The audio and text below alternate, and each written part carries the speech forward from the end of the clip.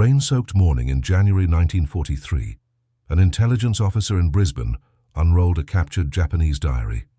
The leather cover was scarred, the ink blurred from tropical humidity. Inside, a pilot's hand scrawled disbelief. "The Flying Fortress is slow. Its guns are weak. We need not fear." The officer underlined the line twice, then slipped the book into a file stamped secret. That entry, written months earlier in Rabaul, would soon be proven terribly wrong. Prisoners arriving in Australian camps that winter echoed the same refrain. To them, the Boeing B-17 was a lumbering beast, more legend than threat. In the Pacific skies of 1942, nimble Zeros had indeed danced around some formations. Losses over Java and the Philippines suggested the fortress was overrated. Yet, unknown to many of those prisoners, crews were already learning how to knit defensive fire into a wall of tracers, and factories thousands of miles away were preparing to turn myth into reality. The captured men stepped down from transport trains, still smirking at the notion of American air invincibility. The first shock came not from guns, but from rails. Guards herded them across platforms where electric bulbs glowed in endless rows. Australia's grid in 1943 seemed impossibly abundant to soldiers raised on kerosene lamps. A quartermaster's note described the Japanese captives staring at a station clock as if it were sorcery. A railway worker remembered them whispering at the sight of refrigerated cars hauling milk. For men who had marched across jungles eating boiled rice balls, the notion of cold storage on wheels felt unreal. Camps on the inland plains offered further surprises. Barracks had wiring strung across beams, each room lit by a single dangling bulb. At night, insects buzzed around the filament while POWs tried to sleep on canvas cots. "They touched the switches again and again," one Australian chaplain recorded, astonished that darkness could be banished by a finger. Outside, floodlights bathed the perimeters, a glow visible for miles. To men used to blacked-out island airstrips, the constant shine signaled a country unafraid of losing power. Rations became the next lesson. Japanese diaries had been filled with tales of stomachs knotted by half-cups of rice.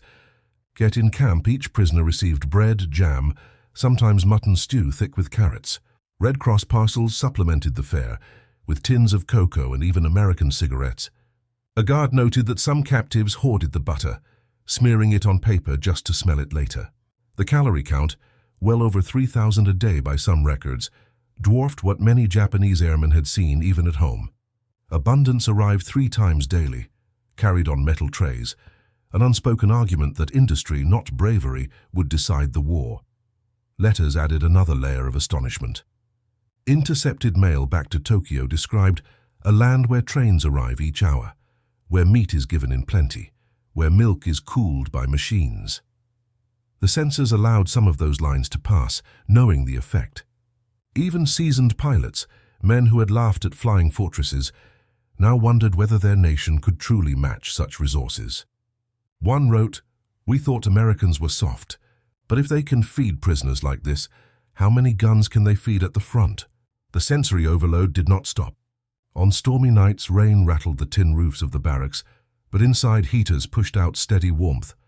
The smell of coal smoke mixed with damp wool uniforms. Prisoners compared it to their own bases, where wet boots never dried and coughs turned to pneumonia. Here, even in captivity, the environment seemed bent to human will. The irony cut deep. Enemies lived warmer in defeat than comrades did in victory. Every few days, prisoners were marched past sidings loaded with crates stenciled for American units. One tally taken in March listed over 400 tons of supplies moving inland in a single week. Wooden boxes of aviation fuel, engine parts, even typewriters rolled toward depots. Japanese officers counted the cars and shook their heads. For them, the B-17's supposed weakness mattered less than the obvious. The arsenal feeding it was endless. The low growl of diesel engines at night sounded like a continent breathing. Moments of humanity pierced through the discipline. At Easter, a chaplain offered chocolate eggs to a group of prisoners. They turned them over in their hands, puzzled at the foil wrapping. One man finally bit down and gasped at the sweetness. Another closed his eyes, savoring the taste as if it were brandy. Guards later remarked that the camp seemed quieter for days, as though sugar had dulled defiance. Such scenes underscored the contrast. The war was brutal, Yet here abundance became its own form of persuasion. But disbelief lingered.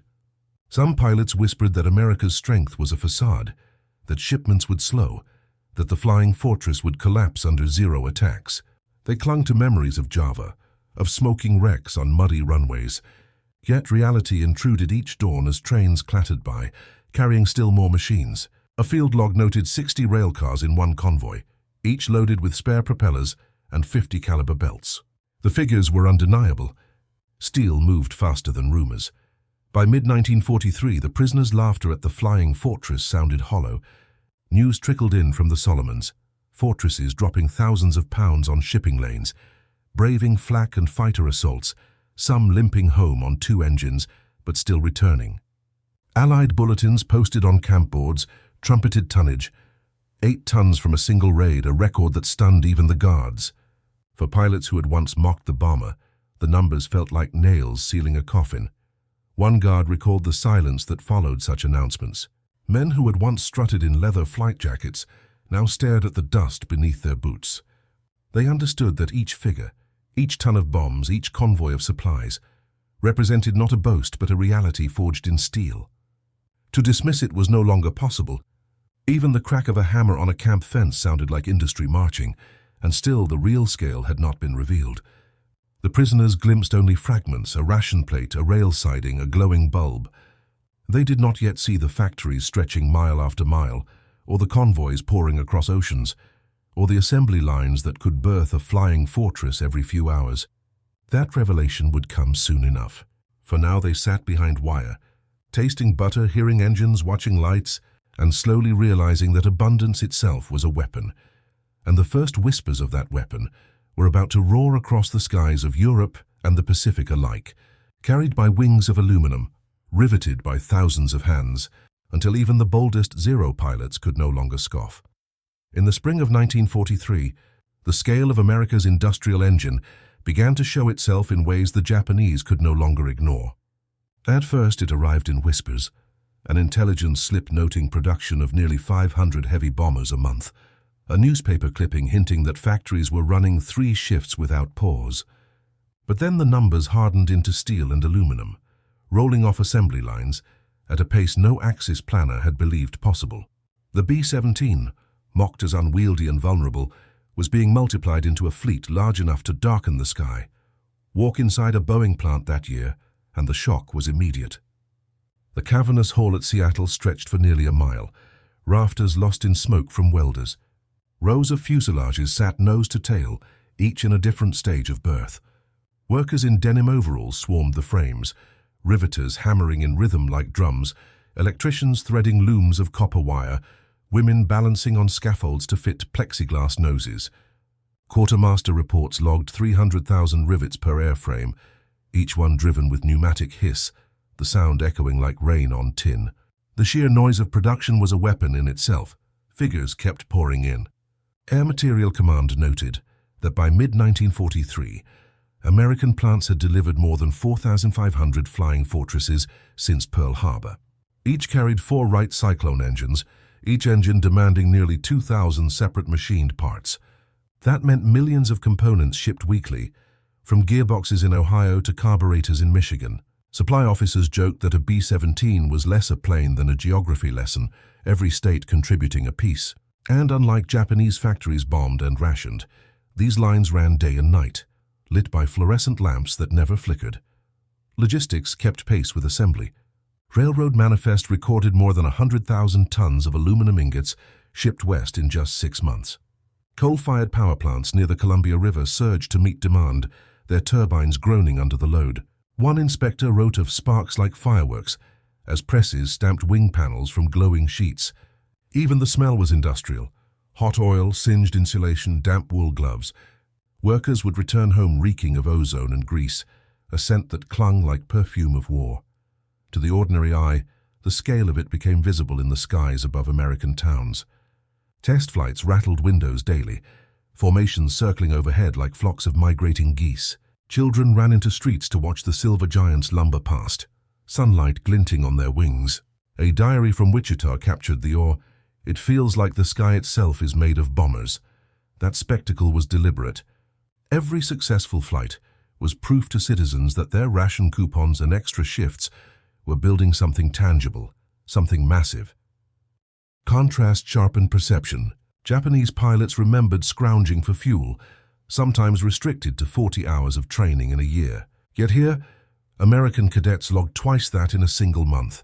B-17s burning hundreds of gallons of high-octane fuel per mission.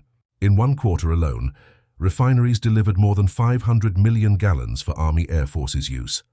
The smell of aviation gas hung around every airfield, sharp and sweet, a constant reminder that scarcity belonged to the other side. Even beyond the plants, abundance revealed itself in civilian life. Despite rationing, wages surged. War industry workers earned on average 50% more than in 1939. They spent it on refrigerators, radios, even the occasional car, consumer goods that still rolled off secondary lines. A POW in Australia once remarked in a letter, "Even the children wear shoes with rubber soles." To him, such details mattered as much as bomber fleets. If a nation could keep its people in comfort while feeding armies overseas, what limit existed? At Christmas 1943, the contrast was unbearable for those who had once mocked the fortress. Allied guards allowed carols in the camps, and Red Cross parcels provided cocoa, raisins, even small tins of turkey. Prisoners tasted plenty, while hearing rumors that Tokyo rationed rice down to 12 ounces a day. One guard noted the stunned silence, as men realized the enemy could host holiday feasts in wartime. The B-17 was not only a machine, it was the symbol of a society so overflowing it could spare sweets for captives, and the numbers kept climbing. By year's end, more than 8,000 flying fortresses had been produced. Each weighed over 30 tons fully loaded, able to haul nearly 8 tons of bombs when stripped for short-range runs. Quartermasters at Brisbane compiled tonnage tallies from raids across the Pacific, 2,500 tons in a single week over Rabaul, steel raining down on docks and fuel depots. The Japanese diary that had mocked the fortress now read like tragic irony. The very machine dismissed as weak was rewriting the battlefield through volume. Camera-ready scenes multiplied. Claire Foreman in Seattle scribbled production figures on a chalkboard as rain hammered the factory roof. A young woman wiped grease across her cheek while tightening bolts inside a wing spar. Outside, freight trains rattled with crates marked Armament Cal 50. Each scene looked like a photograph destined for history, candid and raw. The smell of wet wool coats mingled with hot steel. A sensory chorus of war effort. Every 200 miles, depots stored stacks of bombs, 500-pounders gleaming under tarps, fuses carefully crated. Reports logged thousands of tons moving monthly from Pittsburgh steel mills to Pacific ports. Japanese commanders facing the Solomons began to realize that interception could not stem such a tide. For every fortress lost, 2 more rolled off the line. The arithmetic was merciless, but industry alone did not tell the full story. The abundance seeped into daily morale. Families received steady pay, bought victory bonds, still found rationed sugar to bake pies. The home front lived with inconvenience, not deprivation. That meant the workforce arrived each shift with full stomachs, ready hands, and faith in purpose. Compare that to factory towns in Japan, where blackout drills and hunger gnawed at efficiency. Abundance was not only material, it was psychological armor. And still the myth endured in some corners. A few prisoners clung to hope that the fortress remained fragile, that numbers could not outweigh nimble fighters. But word from Europe contradicted them. Reports circulated of 1,000 plane raids over the Ruhr, bomb bays opening in unison, 8,000 tons falling in hours. The very phrase flying fortress ceased to sound comical. It became a grim descriptor of what mass production could summon. The revelations spread beyond the wire. Civilians across Australia lined tracks to watch convoys of American gear rolling north. Children waved as jeeps, trucks, and bomb trailers clattered past. The air smelled of diesel and dust, a parade of steel on rails. For every witness, it was proof that the Pacific would not be abandoned, that the arsenal was inexhaustible. Japanese intelligence could tally the same trains, but could not deny their weight. By mid-1943, the industrial awe had shifted perception. Where once the B-17 was dismissed as slow, it was now feared for its endless replication. Its true weapon was not speed but multiplication. Dozens, then hundreds, then thousands of bombers, forming aerial armadas. Every rivet driven in Seattle, every ingot poured in Pittsburgh, every gallon of fuel refined in Texas became part of a weapon greater than any single aircraft. And the prisoners who once laughed now understood. Abundance itself was the arsenal, and soon, those same prisoners would see how abundance turned into endurance, how men in captivity, on farms and in workshops, witnessed the humane and the ordinary even in war. The question was no longer whether the fortress could fly, but whether its shadow could ever be escaped. By the autumn of 1943, the war had stretched long enough that Japanese prisoners no longer reacted with surprise at every train or ration plate. The shocks of electricity and milk had worn into routine. Yet a subtler revelation emerged when they were sent beyond the wire to work, on farms, in depots, and occasionally inside workshops where machinery thumped like distant artillery. Here the scale of American abundance became personal. It was no longer about statistics of planes per month.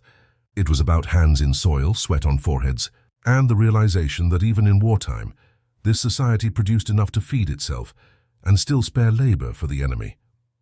At one farm near Queensland, prisoners hoed rows of corn under a pale sky. The soil smelled rich, almost sweet compared to the thin volcanic dirt of island outposts. Supervising guards noted that within a week, the men realized most of the harvest was not for the army at all. Trucks carried loads to local markets, feeding civilians who seemed untouched by shortage. One POW muttered that in Japan, women lined up for hours to buy barley husks, while here butter churns ran so full they foamed over. The difference was agricultural muscle, tractors rumbling across fields, machines that could plow in a day what took men weeks by hand. Work in repair depots offered another lesson. Prisoners assigned to sort hardware quickly discovered shelves stacked to the ceiling with spare parts, propellers, radio tubes, spark plugs. A quartermaster's log from September recorded 20,000 separate items catalogued at a single warehouse. The metallic tang of oil and dust filled the air, a smell they began to associate with inexhaustibility. Japanese airmen, who had begged mechanics to patch bullet holes with tin plate, now handled endless replacement panels.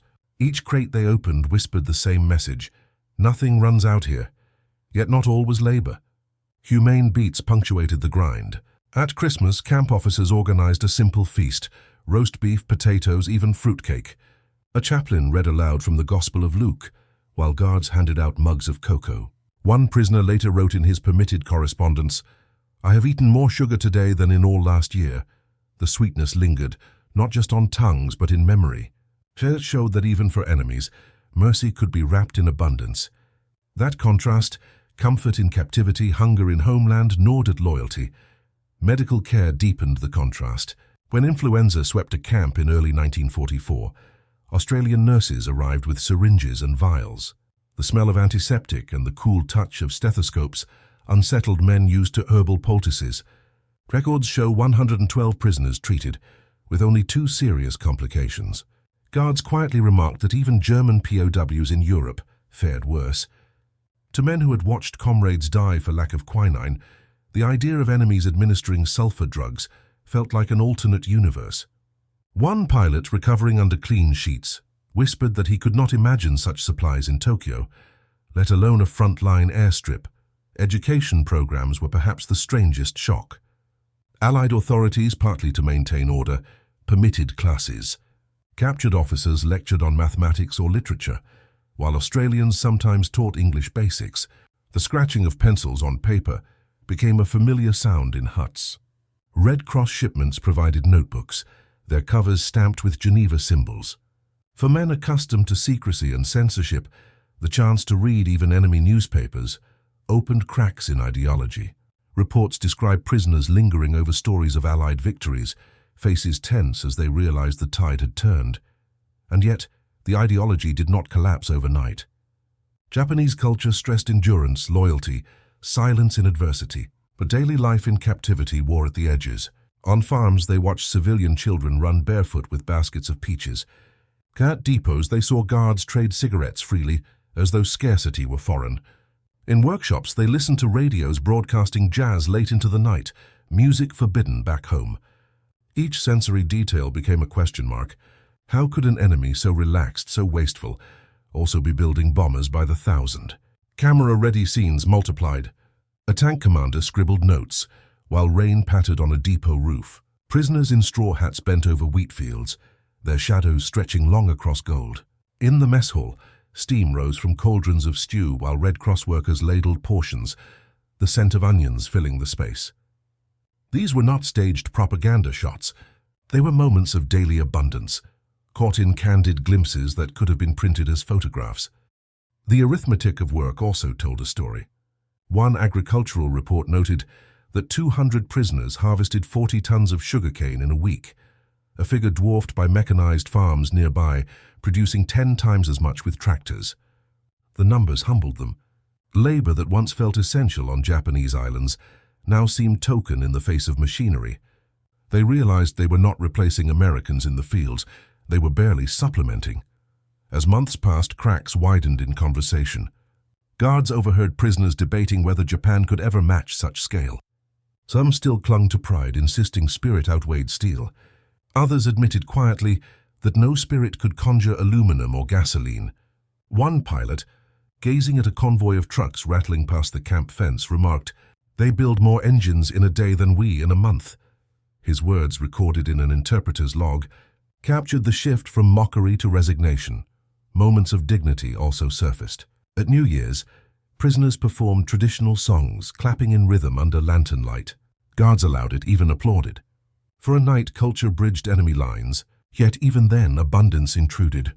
The lanterns burned on kerosene provided by camp stores, while prisoners knew their families back home crouched in darkness. The irony was sharp. Identity preserved in exile, comfort granted by foes. Meanwhile, news from outside grew harder to ignore. Bulletins on camp boards listed raids, 376 fortresses over Bremen, 8 tons each in Pacific strikes. The prisoners read in silence, aware that comrades still flying Zeros now faced swarms rather than stragglers. They remembered marking the fortress as slow, easy prey. Now the word fortress felt literal, a skyborne citadel fed by factories, defended by interlocking guns. Each ton dropped was proof that laughter had turned to dread, and still humanity persisted. Guards reported sharing tea on cold evenings, steam-fogging glasses. Chaplains counseled men who despaired, urging them to hold to faith. Red Cross parcels brought occasional luxuries, raisins, chocolate, even powdered milk. Small kindnesses became large symbols. For prisoners, the lesson was paradoxical. The enemy who destroyed their cities was also the provider of their daily bread. That contradiction eroded ideology faster than lectures ever could. The sensory details stayed etched. The creak of leather boots on barn floors, the sting of disinfectant in infirmaries, the warmth of soup bowls cradled on winter nights. Each detail contradicted the narrative they had been told, that Americans were weak, decadent, unprepared. Weakness did not build endless fleets. Decadence did not stock infirmaries with penicillin. Unpreparedness did not feed prisoners better than soldiers at home. By early 1944, the laughter that had greeted the flying fortress was gone. In its place was a quiet acknowledgement. The machine was not myth but multiplication. Each farm row, each depot shelf, each workshop radio added weight to the realization. Abundance was not only material, it was moral. It showed in the way prisoners were treated, in the sugar cubes slipped to sick men, in the permission to sing on New Year's, and that moral abundance proved harder to dismiss than any statistic. But the full measure of that abundance would only be revealed when the sky itself grew dark with wings. Then when Europe and the Pacific alike felt the thunder of thousands of engines, and when tonnage measured not by dozens, but by tens of thousands fell in a single day. For the prisoners, the question was no longer whether America could build. It was how much destruction such building would unleash when the time came. And then the hedgerows forced a fix. No manual had printed yet.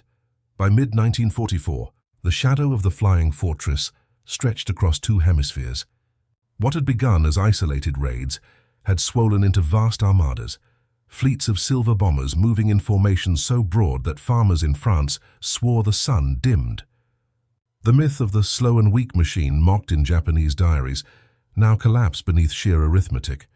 Numbers became thunder. On June 6th, the morning of D-Day, more than 13,000 aircraft of every type filled the skies over Normandy. Among them, Hundreds of B-17s droned steadily toward the coast, each carrying up to 8 tons of ordnance. Quartermaster tallies noted 5,000 tons dropped in hours, bridges shattered, batteries silenced, fields churned into smoke. To prisoners reading the reports later, the figures sounded impossible, like misprints. But they were real, measured in craters and wrecked rail lines. The scale was not limited to Europe. In the Pacific, fortresses struck Rabaul again and again, pounding the once fearsome base into impotence. Allied logs recorded 2,400 sorties over the harbour in late 1943 and early 1944, each wave hauling thousands of pounds of destruction. Pilots who once sneered at the B-17 silhouette now watched ships burn in the lagoon, unable to rise fast enough to intercept. The sound of 4 Wright Cyclones rumbling overhead became a prelude to fire. Where earlier battles had hinged on single duels of fighter and bomber, now entire landscapes shifted beneath strategic bombing. Numbers alone tell part of the story, but the human element revealed the true weight of abundance. On D-Day, chaplains scribbled prayers in notebooks as rain misted onto canvas map covers. A tank commander knelt in wet grass, hearing the endless drone of bombers above. Infantrymen in landing craft felt the vibration through steel hulls, as if the very sea trembled with aviation power.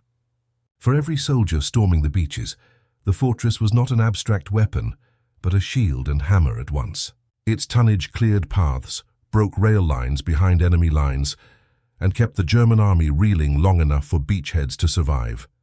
Japanese prisoners followed these events from behind barbed wire. Boards in camps listed daily communique. 8th Air Force raids Hamburg, 3,000 tons dropped. Pacific Command reports Rabaul neutralized. Each line read like a verdict. Some men stared silently, lips pressed white. Others whispered doubts, wondering how long their homeland could withstand such weight. The laughter that had once filled barracks at the mention of flying fortresses was long gone. In its place hung resignation, heavy as diesel fumes. Aftermath scenes confirmed what reports suggested. When Allied troops advanced through France, they found bridges snapped like twigs, rail yards twisted into tangled heaps. Engineers logged that in a single week, 1,500 locomotives were disabled. Villagers described the smell of cordite and the constant grit of shattered brick underfoot. Yet even amid ruin, the sense of liberation carried weight, proof that destruction aimed well could unseat tyranny. And always the bombers returned, escorted now by sleek P-51 Mustangs, ensuring that fortress losses fell, even as missions multiplied. The legacy grew clearer as war drew toward its close. By 1945, more than 12,700 B-17s had been built. Some were lost, many returned riddled with holes yet still aloft, testimony to rugged design. Pilots told stories of engines failing, wings scarred, yet the plane limping home. One diary described a fortress landing in England with over 600 bullet holes, its crew shaken but alive. To those who had dismissed the bomber as fragile, such stories were damning evidence of its resilience. It was never the fastest nor the sleekest, but it was the most enduring. And multiplied by thousands, endurance itself became victory. Post-war, the evidence settled like dust. Germany's industrial belt lay in ruins. Japan's cities burned under waves of strategic bombing. But beyond rubble, the real legacy was proof that abundance of machines, of food, of fuel, of morale had triumphed over ideology. Societies that could feed prisoners with chocolate, that could spare butter for camp rations, that could light every farmhouse with electricity while still sending convoys across oceans, were societies that could outlast and overwhelm. The war was not won by propaganda alone, nor by courage in isolation, but by the constant hum of factories and the steady discipline of supply lines. In epilogue, the Flying Fortress stands as symbol. It was mocked, doubted, even scorned in its early days. Yet by 1943 and 1944, it rained destruction on a scale that reshaped continents. Its thunder signaled not only bombs, but the roar of a democratic arsenal that valued abundance as strength.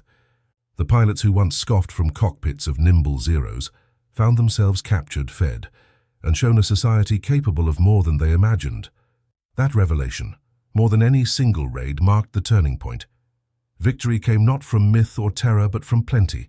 Full ration tins, endless convoys, fleets built faster than enemies could burn them. The fortress embodied that truth, a machine of metal that proved industry could be as decisive as bravery. Its shadow across the skies of 1943 remains a reminder that wars are not only fought with courage, but with the power to provide, endure, and multiply. And that above all is the legacy of the Flying Fortress.